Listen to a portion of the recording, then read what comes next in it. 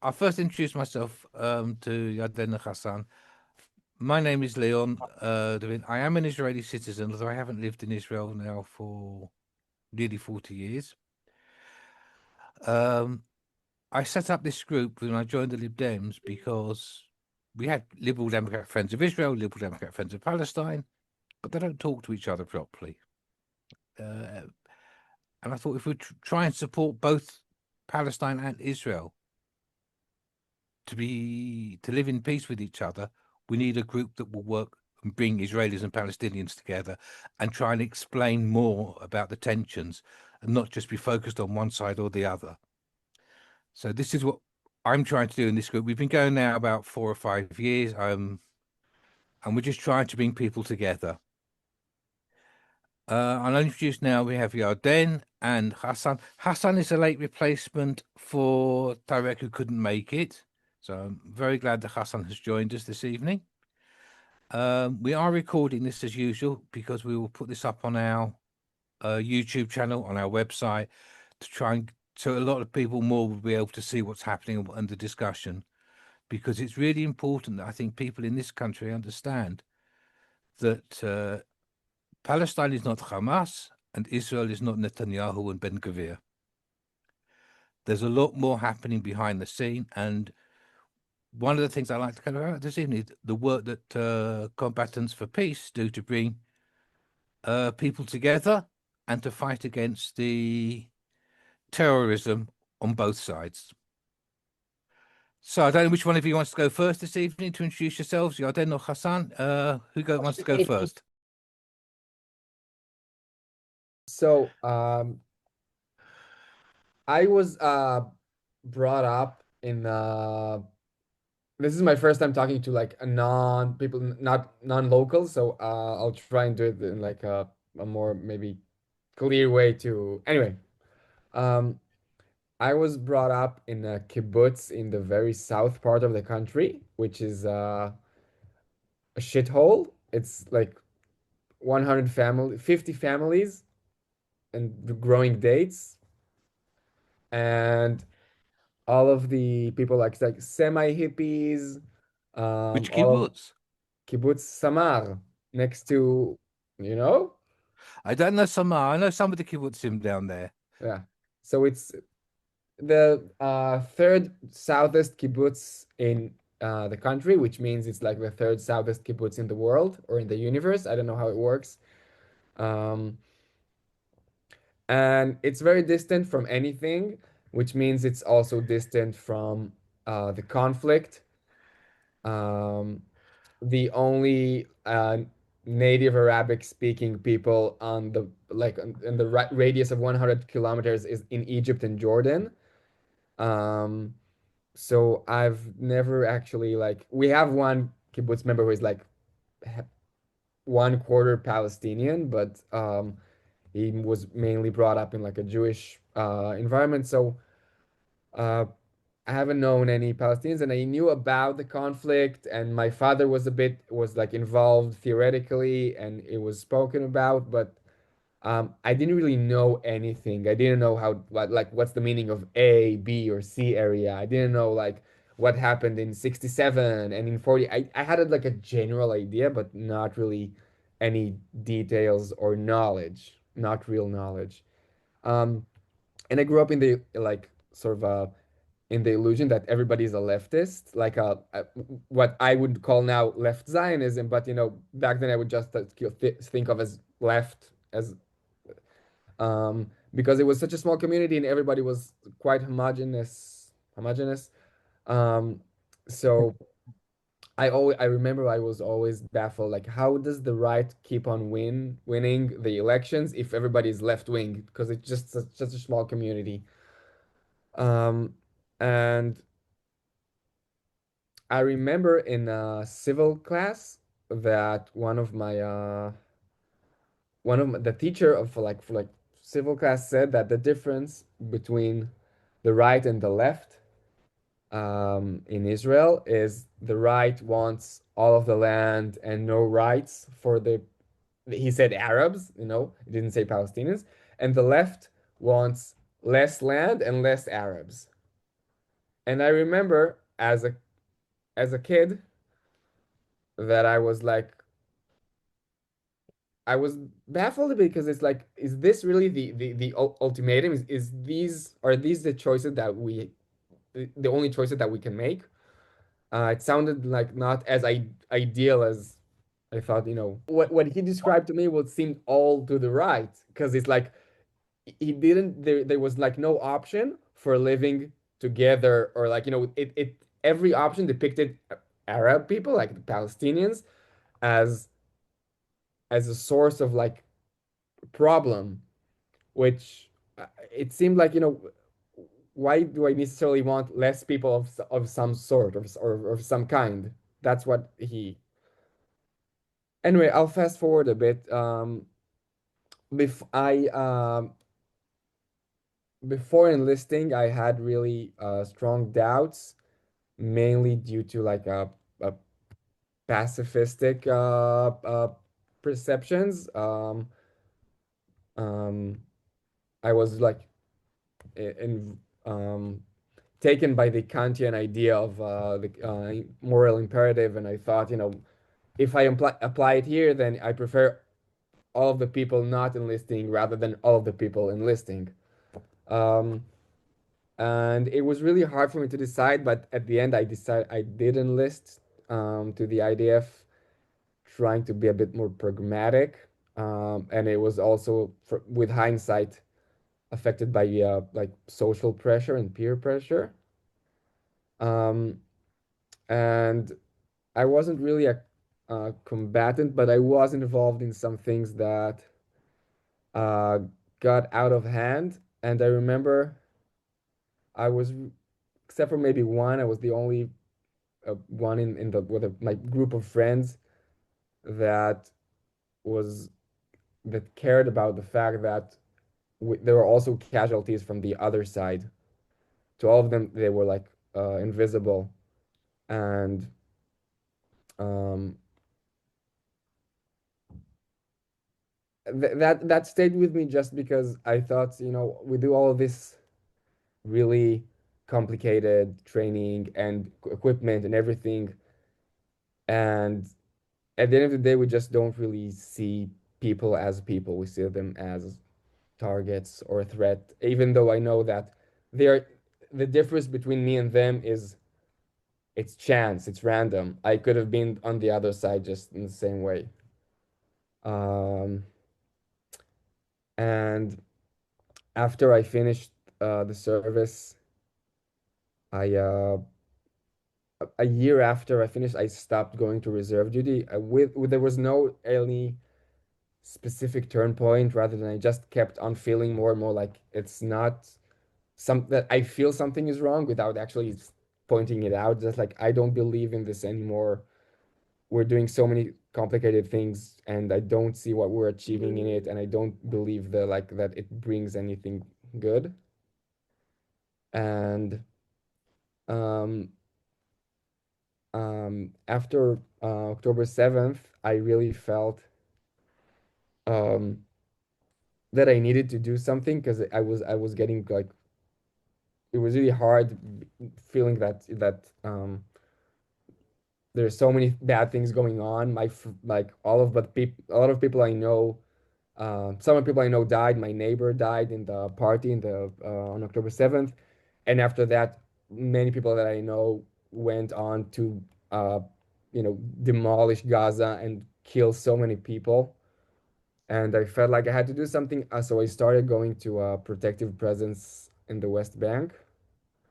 Um, and there I it was really my first connection actually with Palestinians, like maintain connection, seeing the same people over and over again, and uh, in the same time trying to use my privilege as a Jew with an Israeli citizenship to uh, help the locals, the Bedouin communities survive in the tough uh, apartheid regime that they're under. Um, and actually, that's the community. I've been working with them for like more than a year and a half, and last week they were deported.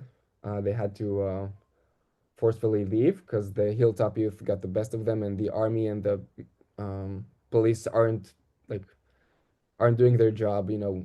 If you think they should treat people as equals. Um, and and yeah, and it also got me like with the I also did like things which are not the protective presence, but also activism with Combatants for Peace um, seminars and meeting Palestinians and doing this, talking with people just to uh, show that I don't know. It's we as Jewish Israelis, we live in it's such a small country, and it's amazing how little most of us know about our lives, our systems that we take part of, and our like neighbors, and they're actually like just like roommates. Like we live together, but we ignore the fact that we live together, and um, yeah, I guess that's it for me for now. Hassan, I think you can take it. Okay, thanks very much, Yarden. Hassan, it's over to you now.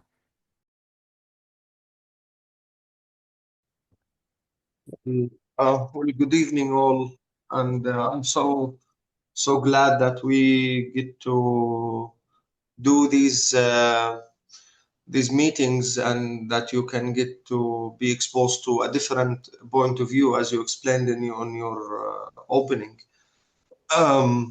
My name is Ghassan Bannoura.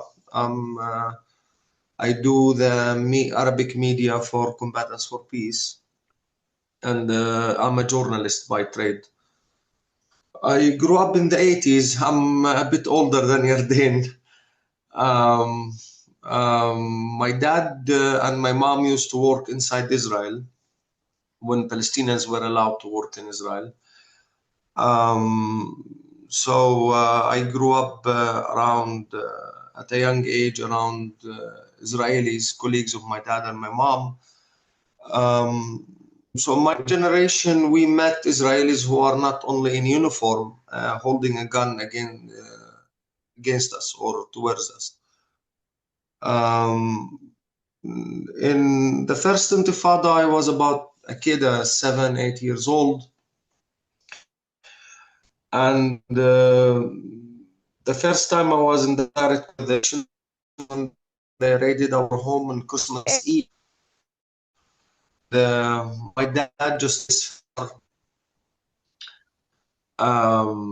which is it used to be from a TV show, American TV show called The Night Rider. Night Rider, yeah, and talking car.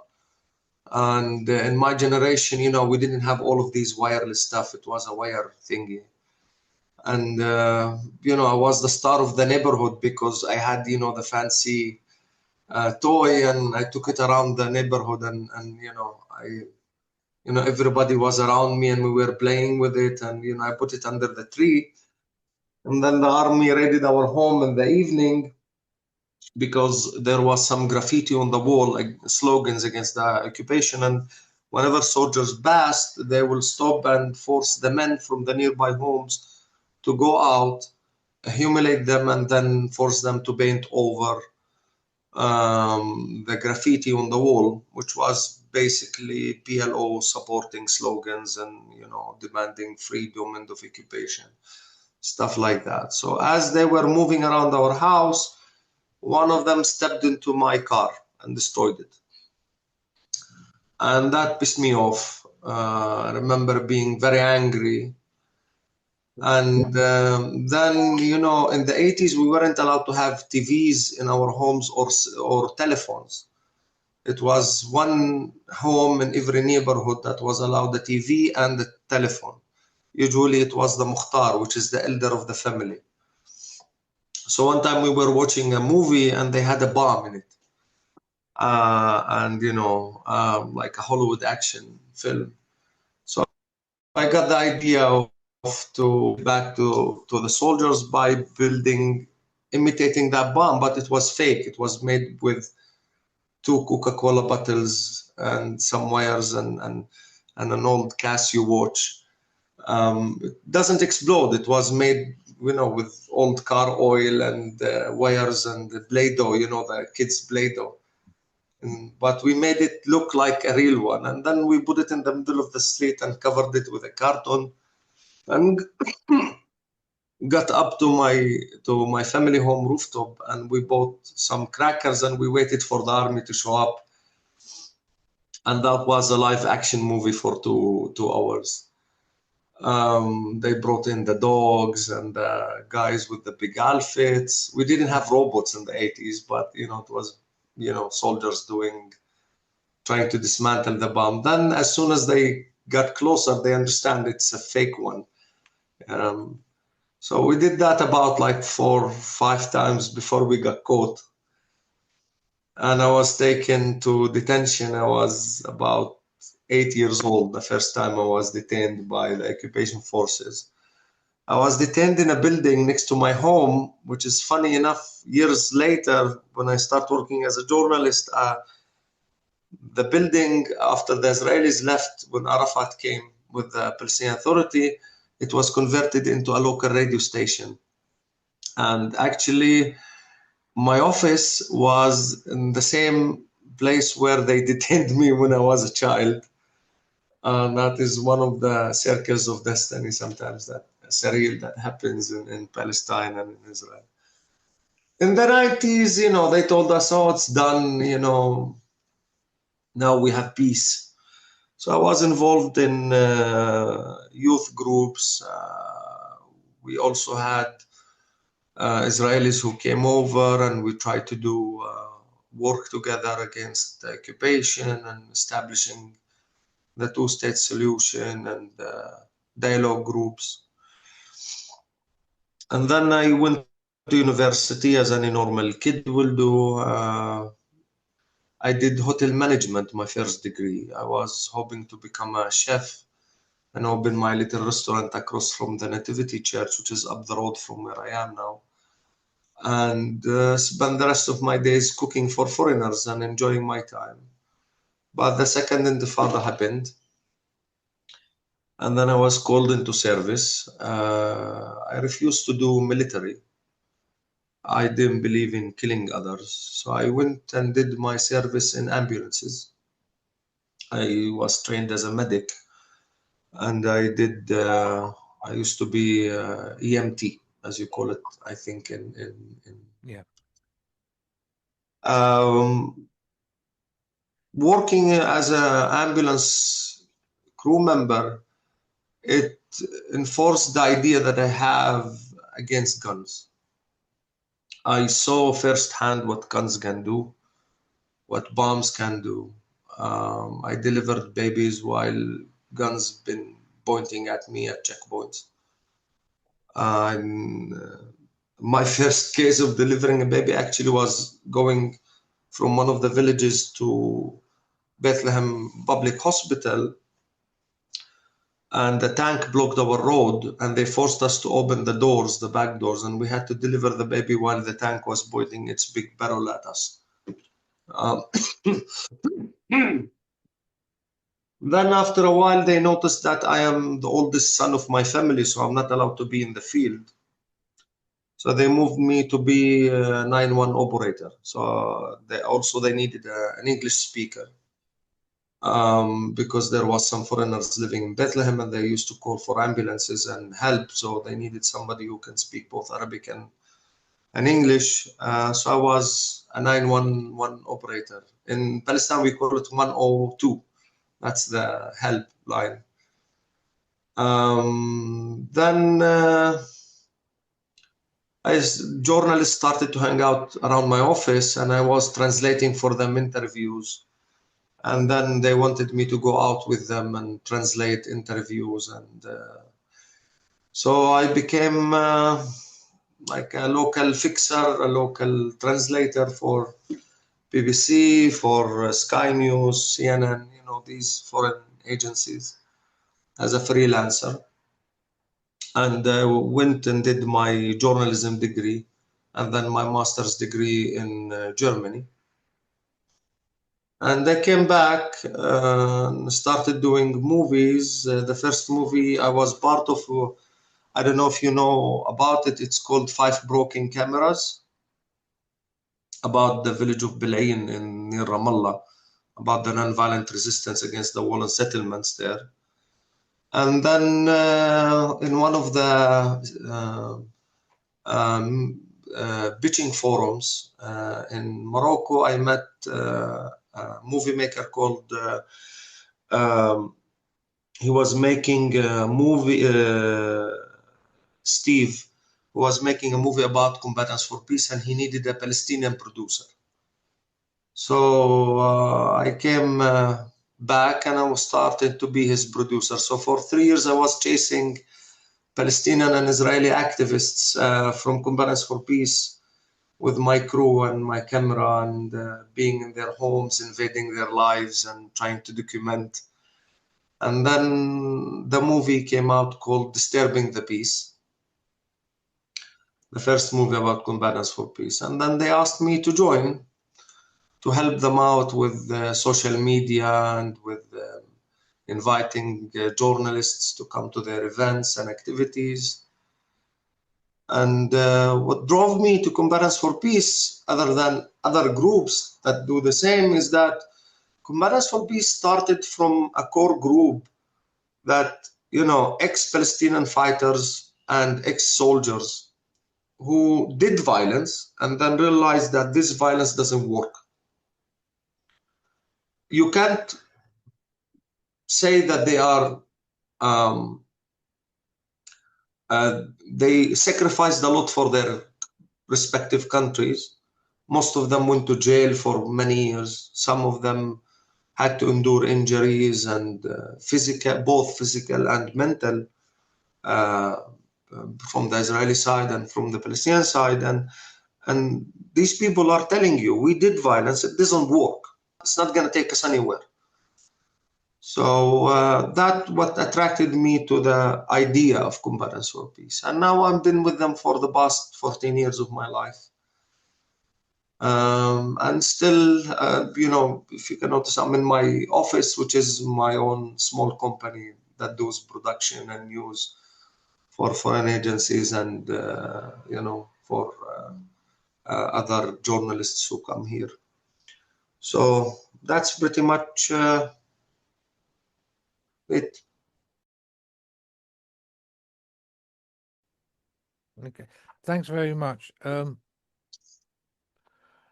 I say, I mean, I'm an Israeli, dual national. My army service was a long, long time ago, back in the early 80s, but I can relate to some of the things you're saying. I can remember doing foot patrols in Ramallah, which was horrendous. I was more scared of the Israeli soldiers who were with me than I was of anybody else. And also other things that happened while I was in Israel. But I think it's important that we talk about how we can bring Palestinians and Israelis together to talk about sharing a piece of land which everybody is connected to, everybody loves. So thanks very much for what you said, Yarden and Hassan. Has anybody else got a question before I leap in with anything? Thank you so much, Yarden and Ghassan. It was really good to hear your stories, and thank you for this work that you do. I have a question about both of you seem to have this deep feeling that violence is obviously not going to work, as you've said, and that it's wrong, and you don't want to take that path. And both of you seem to have had it from quite a young age. I mean, Yarden, you said you had doubts even when you had to do your military service. You had doubts about it even then, you know. So where do you think that came from? Do you have a point or a moment where you realized that that was you, or was it gradual? How did that happen? Okay, I'll start. I think in the core, I think I always had it in me in the sense of just doubts. I come from a family of really like liberal and individualist parents, and that are they're divorced. But once I asked my father, like, what, like, recently, a lot of time, many years after they divorced, like, what did you two find in each other? Because they seem so different to me nowadays, especially. And then he told me, we both of us are like sort of pirates. Like, they don't easily obey social dogmas. And I guess it's from I got it from them, the core of it. Um, but um, yeah, nowadays I would have refused if I had to go back. I would have refused from different reasons, not necessarily from pacifism in the sense that any violence in its core is inherently wrong, more than the fact that knowing what's going on, applying sovereign violence and force when there is a separate law system based on ethnicity or religion or nationality, whatever you call it, is never going to bring any order or justice or maintain any sort of stable and fruitful society. I don't think for me there was like a specific turning point.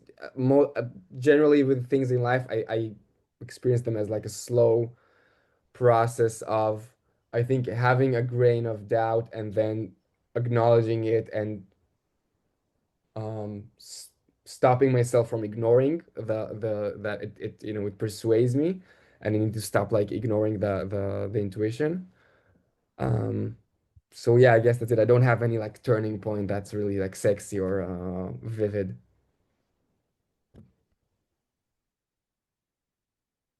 For me, I will blame for that my parents also. My parents were always people who interacted with foreigners and with Israelis, and I was subjected to that from a young age. I also had a great uncle who served in the British Army in the Second World War, and he used to tell us the war stories around family gatherings in Christmas and in Easter. And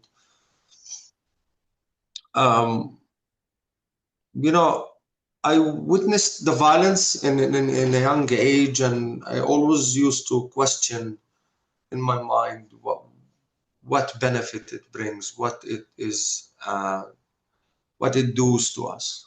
Um, that enforced in my mind when I start working in ambulances. As I told you before, I have seen the outcomes of violence firsthand. No one told me. I treated gun wounds. I had to dig people in multiple pieces out of burning buildings. Um, and that alone is enough was for me to say, what the hell are we doing as human beings? I don't look at the Israelis as different than anybody else. I'm a human being. Yarden is a human being. When I look at him, he even looks like my youngest brother. And as Yarden said, I could be born in Tel Aviv, or I could be born in Bethlehem or Hebron or Ramallah. Nobody chooses their nationality or their ethnicity.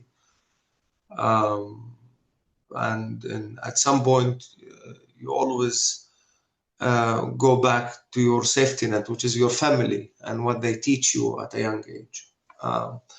And I think my dad always told me, we fight now, but eventually the only solution is for us to understand that, for both nations to understand that this land is shared and we will have to live in it together. There is no other solution. you know, we can't kill all of Israelis, and they can't kill all of Palestinians, because both, you know, and my dad joke was, you know, it's simply Israelis and Palestinians like each other. They breed too much. We can't kill each other. We just have too much family. So, and for me, I stand against violence also. When I went to Auschwitz, when I was in Germany, I went to Auschwitz, and I walked those tunnels. And especially as a Palestinian, when I looked at those camps, and as that, you know, when you hear that, you know, I grew up hearing the stories, but to witness it and see it and firsthand in front of you, it's no way in hell I'm gonna stand aside and let something like that happens to anybody. A Jew, a Muslim, a Christian, an atheist, a Buddhist.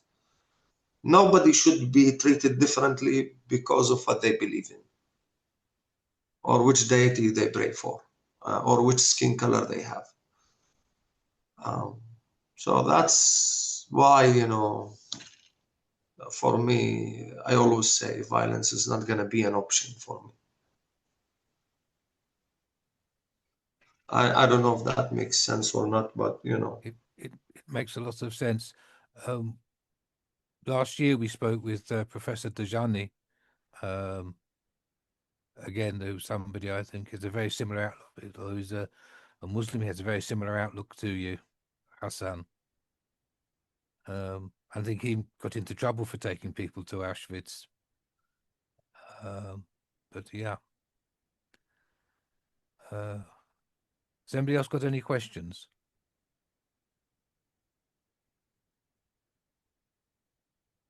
Well, I'll just ask one. I mean, I visited Bethlehem. It must be 10 years ago now, for the Bethlehem Festival. I don't know if it still goes on. And we went there because we'd met Sami Awad here in Britain at a similar festival here, and he'd invited us over, and we made us thought, well, it used to be a very, very beautiful Bethlehem festival done by the Holy Land Trust, which Sami Awad helped founding and establishing. I actually used to work for them, the Holy Land Trust, at some point in there. Because I used to go to the festival in this country called Greenbelt, which has helped establish it. And so we met Sami there, and we came out. As an Israeli, I wasn't actually allowed to go in, but that's another story. But but as I say, it's how do we get more Israelis to meet Palestinians? And how do we get more Palestinians to meet Israelis, not in violence, but actually to talk to each other, to realize that they share more than they actually, the differences between them? How do we manage that? Because I think once we manage that, we can help bring an end towards the conflict. I don't know about getting people to meet. That's a task. But I'm ethnically Jewish, although I've never been to Israel. But I have all my relatives are Jewish, apart from spouses, because none of us, apart from one, have married into the faith. We've all married out, but all my Jewish relatives are all pro-Palestinian, anti Netanyahu's government. Well, in Combatants for Peace, our work is not always actions and protests. We have the Freedom School project, which we are trying to bring in youngsters from Israel and Palestine and expose them to different training courses and give them different tools to become leaders in their own community and educating their communities about nonviolence and about joint struggle. Yarden is actually one of the projects. Also, we have the Protective Presence in the Jordan Valley in Masafer Yatta. We have the teachers the teachers' projects.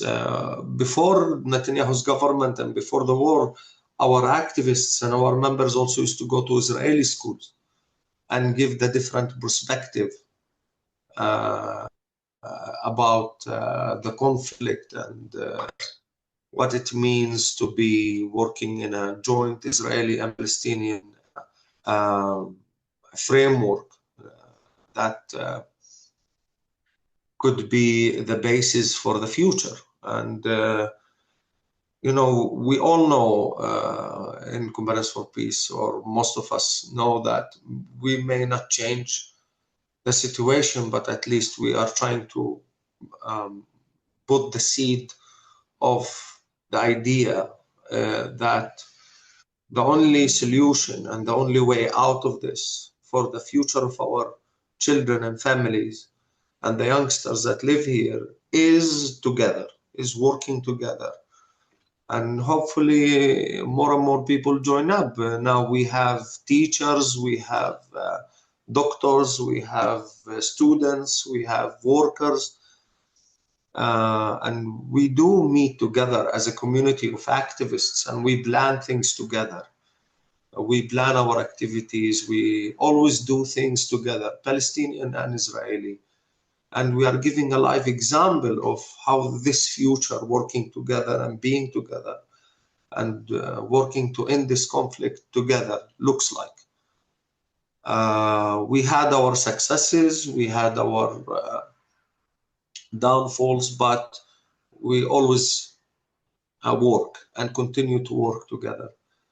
That idea alone shows an example of the future, which is Palestinians and Israelis working together out of this, to get out of this mess that we are in.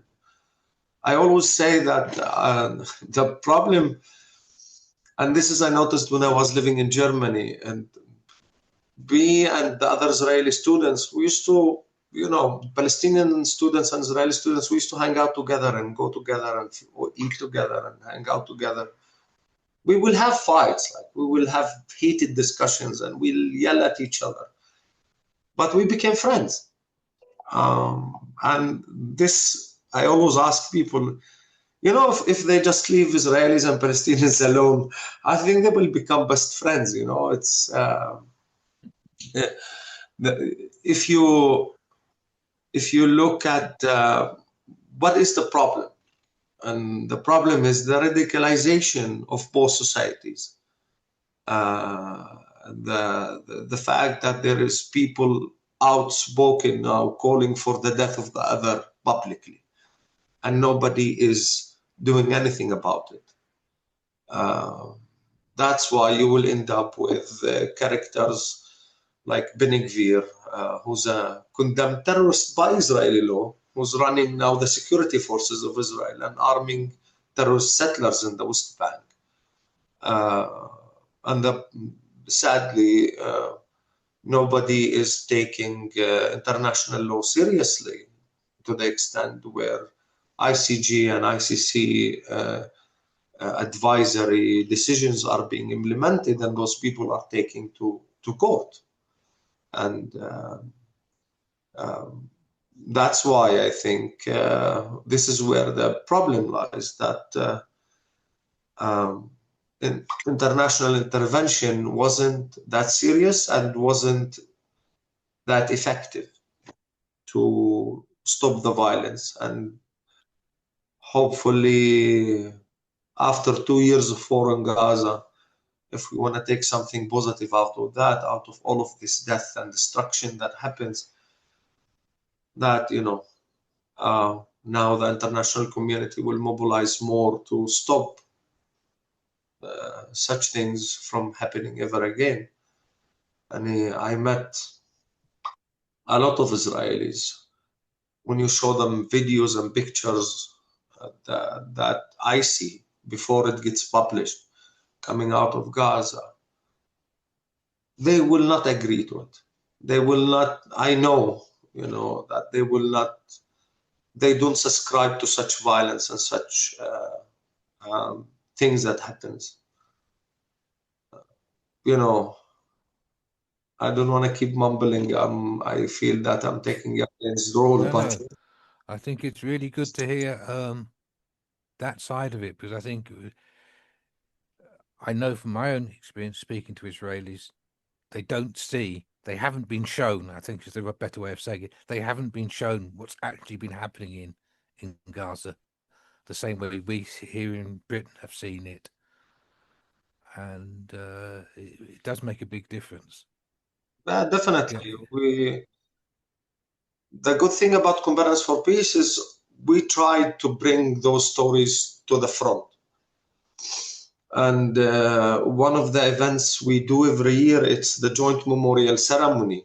Yeah. Where in Israel, the memorial ceremony is only for fallen soldiers or fallen people in the conflict, in the Jewish people.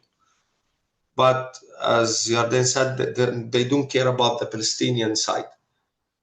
Now, in Combatants for Peace, we said if we grieve together, there's a possibility that we can live together. So we started doing the joint memorial ceremony, which we commemorate all of those fallen in this conflict between the river and the sea. It doesn't matter who they are. It started from a room full of 25 people. Last year, which is the 16th ceremony, I think more. It was the 16th ceremony.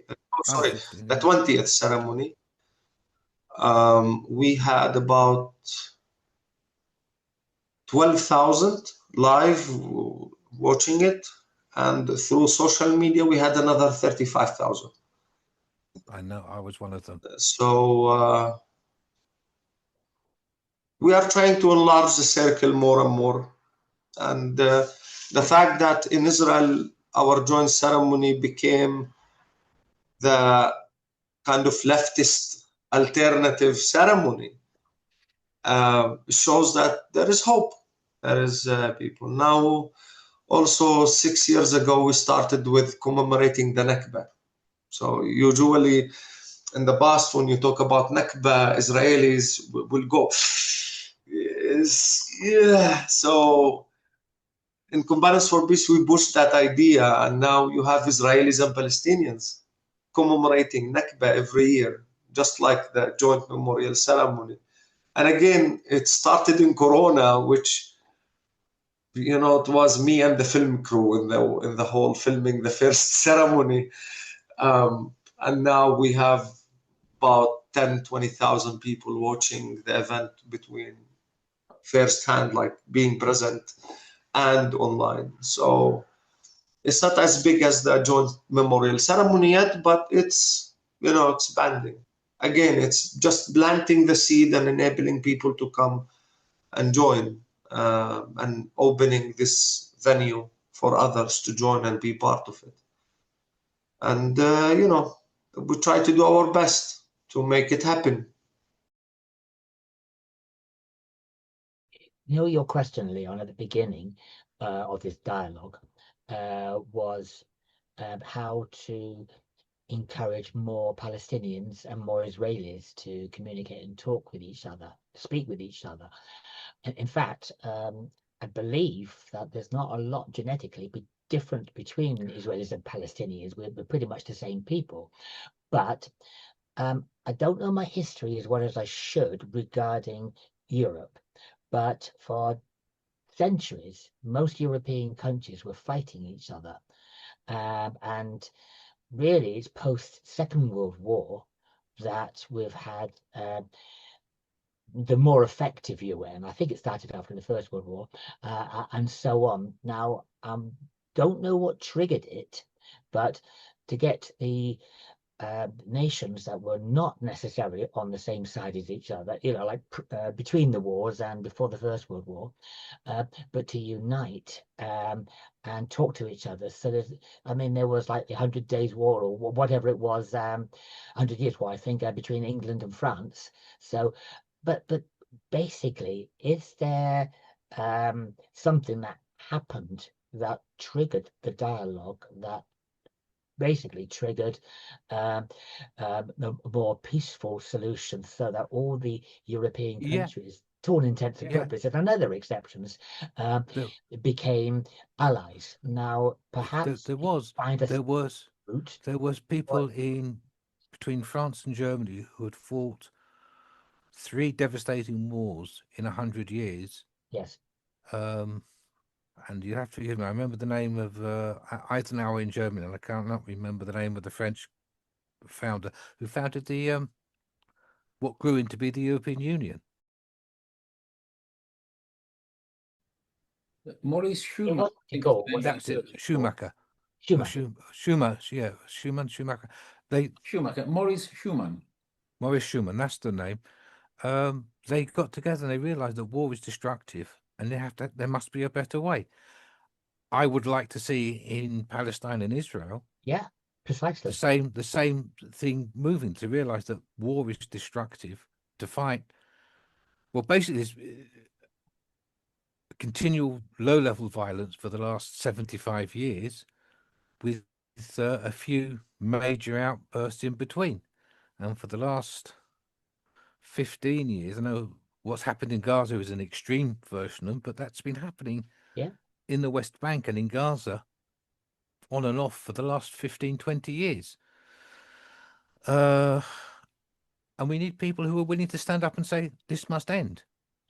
Another possibility, I totally 100% agree with you, but if pressure was put upon both sides, in other words, Israel's allies and Palestinian, West Bank and Gaza allies, to basically force the 2-state or 3-state solution. I think because of the size, it should be a 2-state solution with a corridor.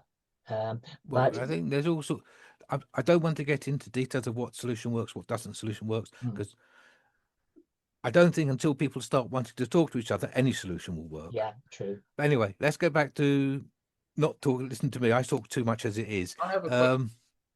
Yeah. I mean,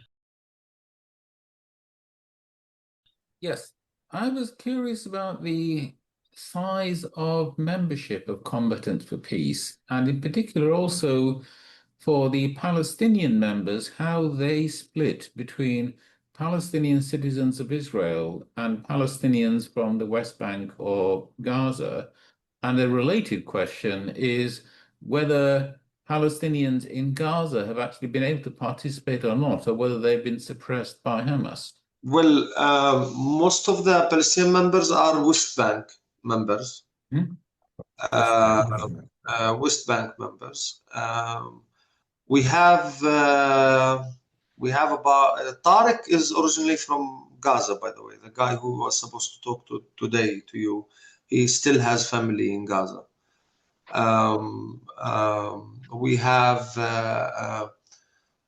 We have a woman who's a member of our staff. She's from Gaza, but she was married to a person from the West Bank, and she's living in the West Bank. Sadly, before the war, we were trying to be more and more with the people of Gaza and have more people in Gaza. We also started a project with Zukhrot. It's an Israeli organization that documents the destroyed villages of the Nakba during 1948. And we were trying to attract more and more the Palestinians in Israel. We have a lot of support from the Knesset members, the Palestinian Knesset members. We have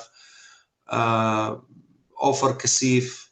Well, he's not Palestinian, he's an Israeli, but he's one of the leftists that comes in with us to protests and support our work. We have Ahmed Tibi and the Joint Arab List, who always support our work. And we are working closely with them in many projects, especially the protective presence and in Al-Auja, where Yarden talked about. But yeah, the majority of the Palestinian members are from the West Bank, I must say. Well, working with Israelis is not easy, as you can imagine. especially, there is people who in our community that think of us as normalizers or people who advocate normalization with the occupation. But we stay true to our stated charter. We are against occupation, we are against apartheid, we are against settlements. We do nonviolent joint struggle against those issues. And we advocate for a solution that is acceptable by all parties. We don't state what is the solution because I don't think, or we don't think as Combatants for Peace, that is our role as activists to offer that solution. But as much as removing the violence out of the conflict as a first step, agreeing on certain points that everyone agrees on, finding this joint or these common grounds that we can work together with. And then we can arrive to the solution. Personally, as Ghassan, I lived in Europe and I have seen how being part of a union is. And it was, for me, most amazing thing in the world, where,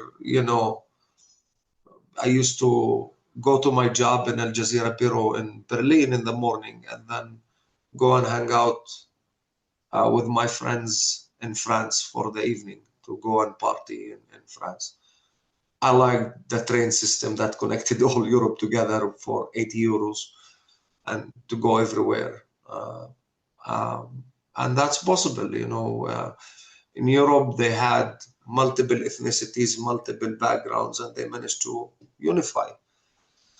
In the Levant, which is Syria, Jordan, Egypt, and parts of Egypt, and Lebanon, and Palestine and Israel, we live practically a stone away from each other. Imagine a Levant country or a Levant union where we will control. Yeah. I've been imagining that for some time. It's the way Well, forward. that's one of my dreams. Is why do we have borders? What good are borders for?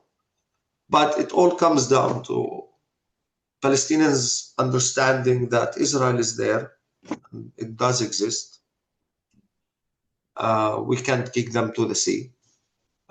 And Israelis have to understand that Palestinians have rights. They are human beings. They have a legitimate claim to this patch of land. And they have the history and the culture and the art and the music and all of what comes with it.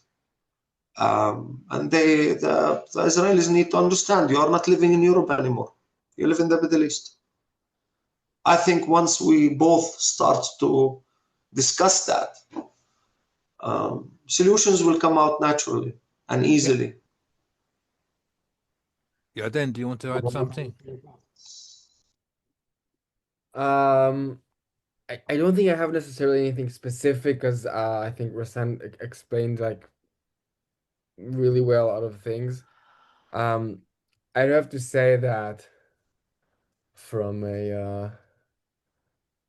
my perspective, one of the most shameful things of my society, apart from all of the obvious ones for the occupation and all of the killing and everything, is that we don't learn Arabic because we consider ourselves as a different part of the Middle East instead of just a part of the Middle East. We have, the 20% of the people with the Israeli passport are Palestinians.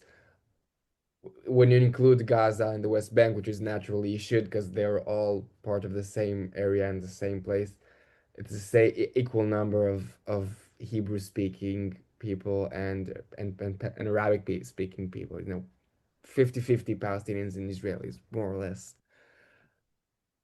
It would be so much easier understanding when you can understand the language and you can relate to the culture and songs, or just speak with the person that next to you in university, or the ones And it's shameful that it's not. And if you know, if I had to, I think if I had to wish for two things, um, that are not, you know, the solution itself or the end of or peace, everything, is for Arabic to be a mandatory uh, less class in our education system, just like English is from like third grade. Um, and that the our allies will will not be afraid to hold our society and our country responsible for the deeds and repercussions of the things we do. Because I do feel that there is Israel is being let off with most than it should, and it's also for the, you know, for sake of Palestinians and the end of the conflict, but also for our sake, you know, as you know, just like as a person, I would like my friends to tell me when I'm doing something wrong and to hold me accountable for and responsible for the repercussions of my actions. And just like as a person, I would like that. I would also like my country to be held responsible and accountable for its decisions and actions. And it's really hard um, getting under the really rough skin of Israelis, talking about even saying the word occupation. It's like um, the whole situation has been depoliticized in the sense that the ordinary Israeli thinks of the occupation and the conflict um, as a professional problem of the defense forces of Israel rather than a political question. And I think one of the good things is actually just letting people, you know, talk and meet. In Israel, the most one of the most radical things you could do politically is just get a camera and let a Palestinian speak whatever is on his mind. Um, and I wish we you know, we need to have more than that, like more of this. Sorry, not more than that, more of this. Um, so yeah, I don't know if it answered anything else. It was just the No, things that were on my mind. I apologize. no. Has anybody else got a question? I've got a couple of questions in my mind, but I'd like to give other people some chance. Sharon.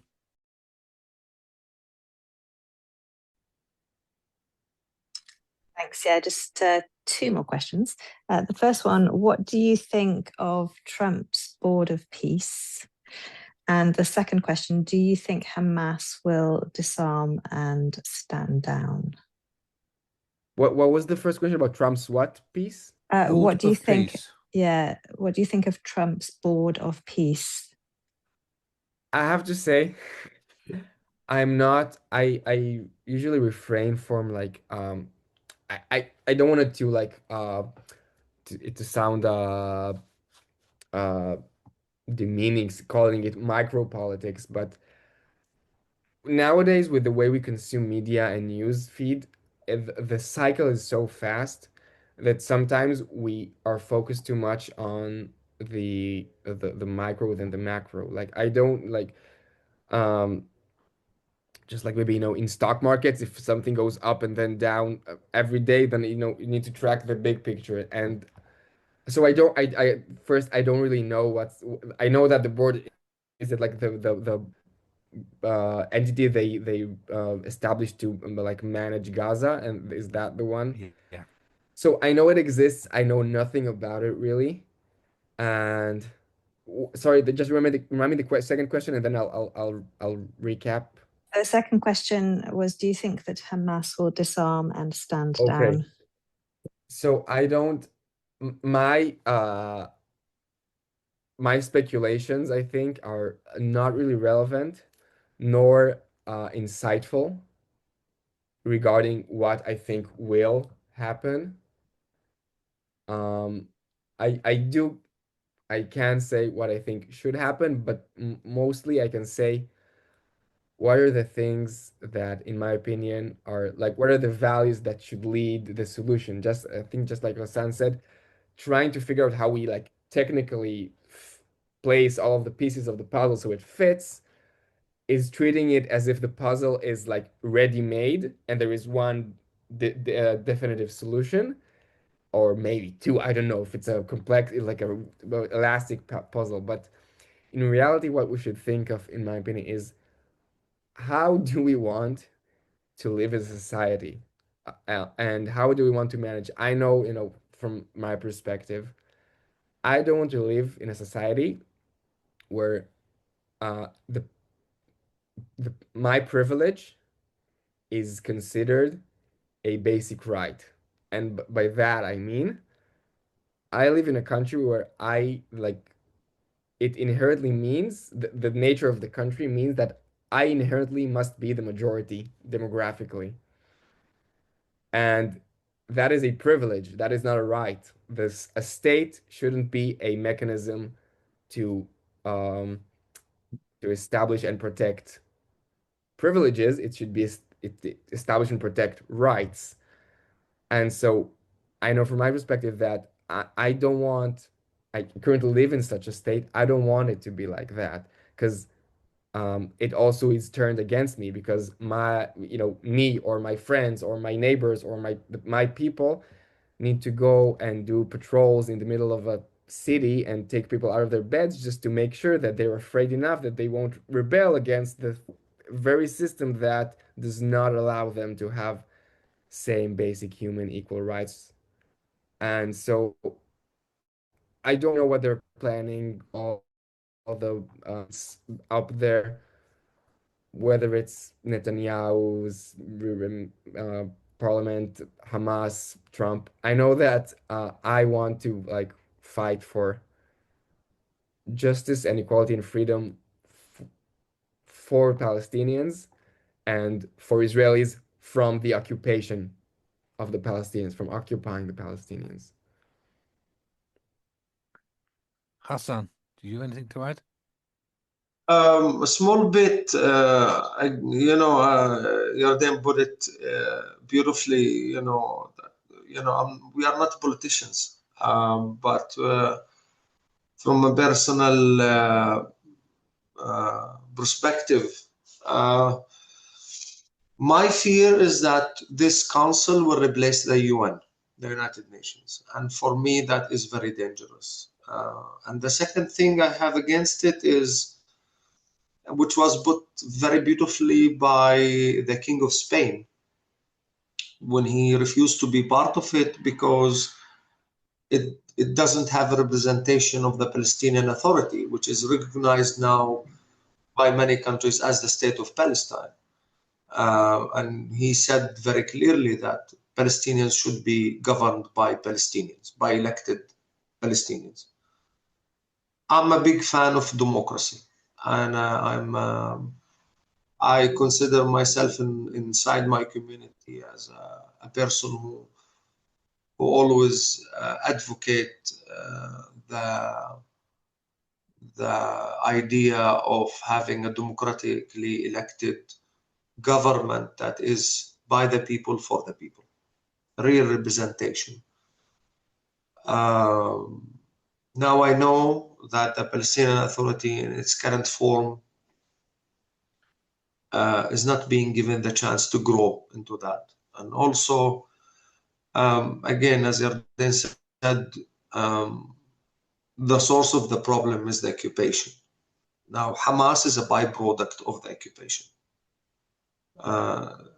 So once we eliminate the existence of occupation, naturally, as a civil citizen, I want no other guns other than the government and the official channels, the security forces, that is controlled by a constitution, that is controlled by civil rights and a parliament and a president that is elected by the people. I don't want to have a state where it's so weak that we have 80,000 armed settlers in the West Bank and we have God knows how many people armed in Gaza. But how do we take out those guns out of the equation? Definitely not by killing and not by more guns and airplanes and weaponry, but by eliminating the source of why people are pushed to become Hamas or to become armed settlers. And I don't support it but for example, I understand the people in Gaza what they are doing, because they are put in an open air prison since 2006. There is no perspective for young men and women. They are always been, since I can remember from being a journalist, 2006, war on Gaza, 2008, 2009, 2012, 2014, 2016. I think I counted up over 10 different Israeli operations in Gaza. Exactly. And I know what happened on October 7th is horrible. And it's, for me, was a horrible thing that happened. But if you look at the background and if you connect it with the overall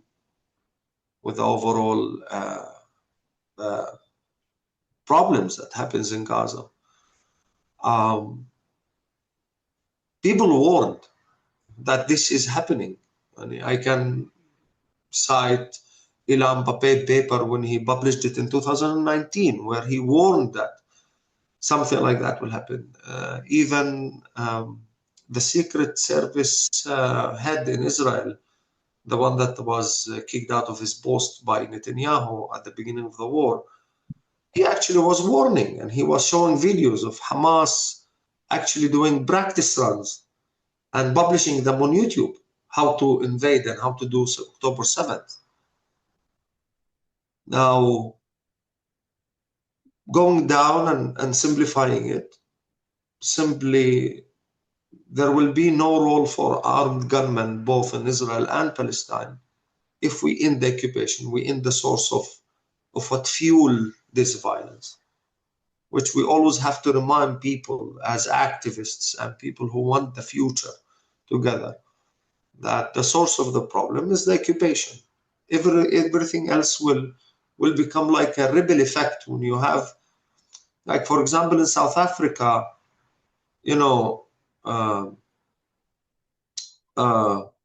Gandhi was the non-violent part, but his wife was leading the armed side of the struggle. But the armed side became ineffective when apartheid ended. So it's an examples that we can look at from history and try to copy it or try to modify it to fit here, but it's not always an easy answer to say, we need to do this and this and this. But at least I understand from living here most of my life is that the source of the violence is the occupation, and to end these movements and the narrative of violence is to eliminate what fuels it and convert your enemies to become your friends and allies. Hamas members are not coming from, they are not aliens. They are not they are not strangers to this country. They are all, they come, from the Palestinian society, and to eliminate the source of anger and the source of despair and to give hope to people is to eliminate the occupation. You can't really talk about hope and peace when you are living in an open air prison in Gaza, or when your land is being taken bit by bit. You came to the West Bank and for sure you have seen how the settlements and the armed settlers are taking lands and taking property and taking water. You know, I have to buy these. You know, it's raining and it's we are in 2026, and this is what I used to take shower today to get dressed and sit and do this lecture or participate in this meeting. You know, It's ridiculous. it is ridiculous. Absolutely. It's ridiculous. I was born in Jerusalem, in the French hospital, in the Catholic French hospital in Jerusalem. And since 3 years, I'm not allowed to cross to Jerusalem to visit the city I was born in, simply because I have a darker skin than Yarden. And I pray to Jesus, and, you know. It's crazy. Crazy. I have one question which touches on the political. I was going to ask, in both Palestine and Israel, there are due to be elections sometime this year. I say due because I think in both countries, the chances are that somebody will decide we can't hold elections now. But do you think that if the elections happen and if there are new governments, there is a chance for, if not creating the peace, but starting to create the momentum towards achieving some sort of peaceful settlement to the conflict? Yarden or Hazan? Hassan, do you want to start? Well, I can talk about the Palestinian elections. The elections in Palestine are now a demand. But the problem that we face is in 2006, when we had our last elections, the Palestinian people did a very, very good trick. What they did is they brought in Hamas into the Palestinian Authority. And they told the world, look, this is a parliament that has all the political groups in Palestine, headed by President Mahmoud Abbas, who is a Palestinian leader who was willing to do peace with the Israelis. The problem is the people sanctioned us and put us under stress and caused a civil war in Gaza. And this is what, when I hear young people and people who voted the first time, is that, will that happen again? Will be, when we try to push our political groups and our leaders to be unified in a government that could do a permanent peace with Israel. Because look, in the 70s and 80s, Arafat was terrorist, considered to be a terrorist by most countries and by Israel. And he was the one who signed the peace accords with Israel in the 90s. So in my opinion, to be able to have a unified Palestinian government that could sustain a permanent peace, you have to have all the Palestinian political groups, which, in contrary to what people believe, we have 14 different political groups in Palestine. That varies from the far right, communist parties, to the far right, which is Islamic Jihad and Hamas. So not that all Palestinians think the same. We have people on who doesn't believe in the existence of God and still believe in socialist communist regime. And then we have the center where, you know, the modernized kind of American politics. And then we have the far right, which is the Hamas and the Islamic parties. The government, in my opinion, the government that could do the permanent peace with Israel will be the government that represents all of those, or the parliament that represents all of those. In my opinion, we should have, the West should support the establishing of a strong Palestinian state, not in the sense of having guns and weapons. And I was fascinated when I saw in Germany police officers who doesn't carry guns. For me, that was amazing. That's, you know, I don't want American-style police or security forces. God knows, God no. I want peace officers, not police officers. Keeping the peace.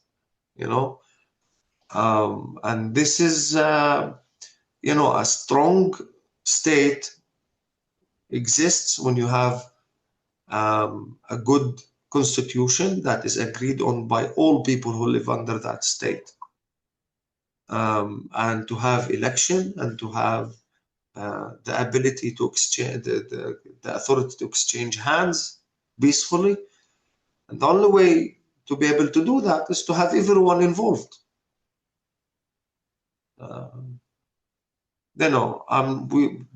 I can tell you from many people I talk to as a journalist in the street, like, we don't want F-35s and tanks and fancy guns and all of these bells and whistles, We just want a strong country that respects human dignity, human rights, based on the fact that it's a government for the people, voted for by the people.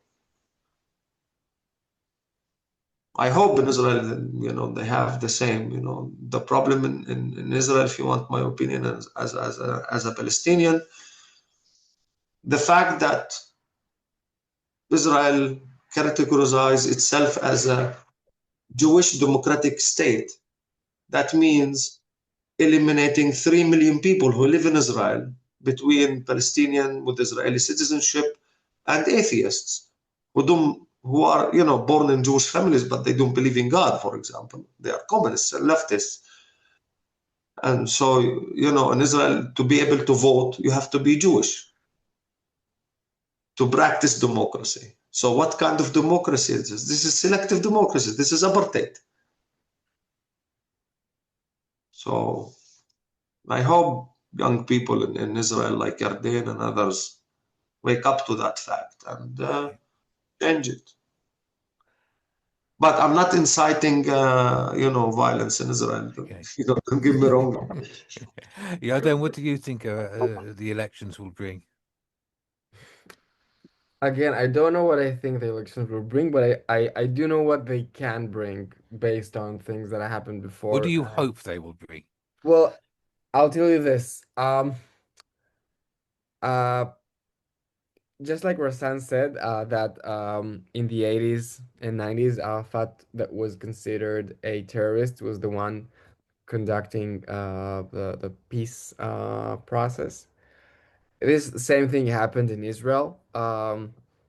It wasn't with the Palestinians, but after 73, the Yom Kippur War, it was like there was the biggest disaster and humiliation from like a defense forces point of view uh, until October 7th, but it was 50 years ago, and it was like a complete shock with according to all the stories, and 4 years later there was the um how would you say it in English? There's a really specific word for it, but all the like the proletariat movement, which was the movement that established the country, the Ben Gurion Mapai movement that was in control for 30 years from 48 to 77. They lost in 77 to the right wing, like they're right wing, but in my opinion, the Ben Gurion movement is also right wing. But putting that aside, Yeah. they lost to the Likud, which was the first time that it was Menachem Begin. And at the same year or a year later, he signed a peace accord with Egypt, which was back then the biggest threat to Israel as Israel perceived it. Now, Menachem Begin was the ex-commander of one of the underground oppositions to the British Igum. mandate.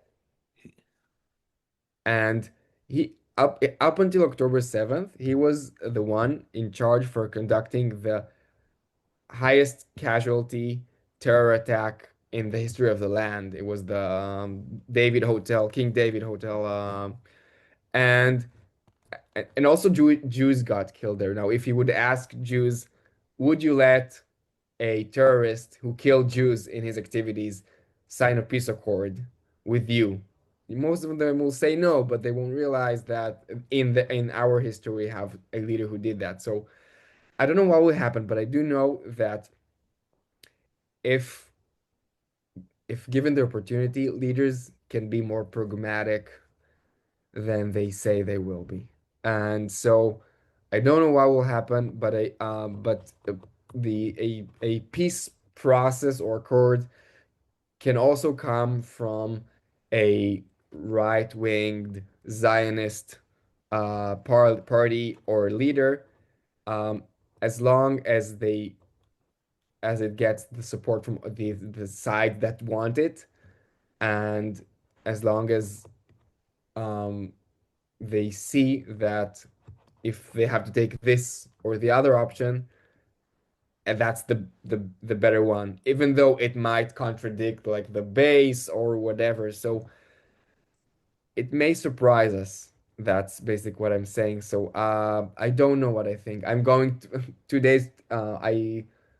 I live next to the court where Netanyahu's uh, how do you say it? Trial. Trial is being held. I'm going there tomorrow, 2 days from now, just to see it because you can as a. You mean it's happening? There's actually a court date tomorrow No, in it is. 2 days? It's like it's 3 or 4 days a week. I do believe him in the sense that it's really hard to manage a state when you have to be 5 hours every day for like 4 days a week there. It's accessible for the public. You can go there, but it can happen. I really hope it will. I really hope something will change. God knows. I don't like speculating. Okay. I do know that it's possible because no wall has lasted forever, right? All walls crumble at the end eventually. Question is, how long does it take and how many people die in the process? But eventually it will fall. I sure hope we Okay. understand that we want it to happen sooner and with less casualties rather than the opposite. Thank you very much for that. Those answers. It gives me hope that that maybe by the end of the year we'll have leaders in both countries, in both parliaments, who will move things forward rather than keep things going as they are. Has anybody else got any other questions? Juliana, Andrea, I don't know if we've not heard from you. I don't know if you want to say anything. There is questions on the chat if you No, notice. Oh yeah. I apologize. I've not been looking at the chat. I've been too engrossed. No, in it was not. happening. Okay, Sharon asked, no, Palestinian citizens of Israel, they have the right to vote. Allegedly, they have the right to vote, and a lot of them do. But there is also a sort of unofficial, semi-official mechanisms that are being operated that some like sort of like maybe intimidate or discourage them from voting. It's weird and complicated. I'm not really that. I'm not a Palestinian, so I haven't experienced it on my skin, but do know that it might happen that they doesn't really matter. They're not going into the details, but they can. I think around like I don't know 50% of them vote, but allegedly they have the ability to, and Yeah, most of them. I think there's a lack of polling stations, and there's also an unofficial boycott by many of them as well, because it doesn't happen. They don't Yeah, think it does anything. But but let's I hope would this say time they vote. yeah. If they couldn't vote, then the leftist Israelis like me are not enough to make the Palestinian parties in Israel reach the destination of the threshold. So yeah, they do vote as a whole. Regarding elections, one thing that could be hopeful, and I don't know whether it's could be implemented or not, But many people have said it before, and I think also Ilan Babi always says it in his lectures in Britain. He's a very good Israeli historian, but I think people should listen to him more and more. Maybe if we think in this way, to have joint Israeli-Palestinian political parties that run in elections in both countries, maybe this could bring the narrative closer and the political level closer to having some form of solution, whether it's 2 states or 1 state. I do know there's a couple of joint Palestinian Jewish parties being put together within Israel. I'm not sure if they're extending into the West Bank. There's Koles Rachaya, I think is one. Yeah. And there's another one which I think they're just trying to get people together to form it. Yeah. But yeah, I think it is a good idea if they were joint parties. Maybe the Combatants for Peace could put up a joint list of people from both sides to stand for both parliaments, and then just say, look, we can do it. Everybody can do it. Maybe with the parents, bereaved parents forum. And I don't think Combatants for Peace could do that because I think the attractive thing about Combatants for Peace, it's not a political party. Yeah, I know. It's a platform for both Palestinians and Israelis to join forces together against occupation. And I think Combatants for Peace will lose a lot of its essence if it turns into a political party.